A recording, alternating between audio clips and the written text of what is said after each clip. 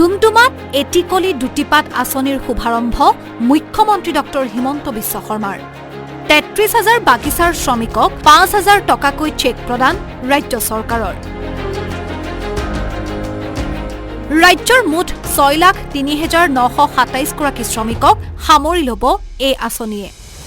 ডুমডুমাৰ চামডাং চাহ বাগিচাৰ পৰা দেওবাৰে মুখ্যমন্ত্ৰী ডক্টৰ হিমন্ত বিশ্ব শৰ্মাই চাহ বাগিচাৰ শ্ৰমিকসকলৰ বাবে এটিকলি দুটিপাত আঁচনিৰ শুভাৰম্ভ কৰে। দেওবাৰে আয়োজিত এই অনুষ্ঠানত ডুমডুমাৰ প্ৰায় ৩৩,০০০ শ্ৰমিকক ৫,০০০ টকাৰ এককালীন চেক প্ৰদান কৰা হয়। চাহ বাগিচাৰ শ্ৰমিকসকলৰ আৰ্থিক সবলীকৰণৰ বাবে ৰাজ্যৰ ৬,০৩,৯২৭ গৰাকী চাহ শ্ৰমিকলৈ ৰাজ্য চৰকাৰৰ তৰফৰ পৰা এই আঁচনিৰ জৰিয়তে ৫,০০০ টকাৰ এককালীন সাহায্য প্ৰদান কৰা হৈছে। ভাষণ প্ৰসংগত মুখ্যমন্ত্ৰী ডক্টৰ হিমন্ত বিশ্ব শৰ্মাই কয় যে বাগিচাৰ লোকসকলৰ পূৰ্বে বেংক একাউণ্ট নাছিল।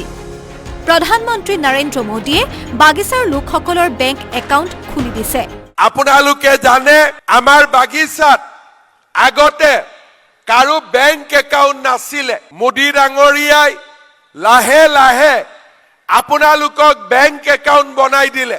যদি বেংক একাউণ্ট নাথাকিলেহেঁতেন আমি অৰুণোদয় কাকো দিব নোৱাৰিলোহেঁতেন। আজি মোদী ডাঙৰীয়াই আমাক বেংক একাউণ্ট দিছে। মুখ্যমন্ত্ৰীগৰাকীয়ে লগতে কয় যে বাগিচা অঞ্চলত ১০০খন স্কুল নিৰ্মাণ কৰা হ'ব। শিক্ষাৰ বাবে ৪০খন আসন সংৰক্ষণ কৰা হ'ব।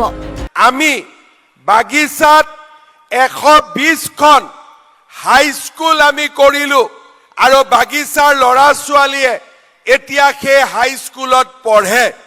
ফেব্ৰুৱাৰী মাহত আগৰ ১২০খনৰ লগত নতুনকৈ আৰু ১০০খন হাইস্কুল আমি বাগিচাত মুকলি কৰি দিবৰ কাৰণে আমি চিন্তা কৰিছো।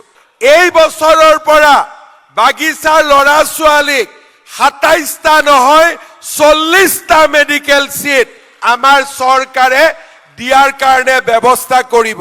ভাষণ প্ৰসংগত মুখ্যমন্ত্ৰীগৰাকীয়ে কয় যে বাগিচাৰ পৰা ঝুমুৰ গুৱাহাটীলৈ গ'ল। অহা বছৰ ঝুমুৰ দিল্লীলৈ লৈ যাম।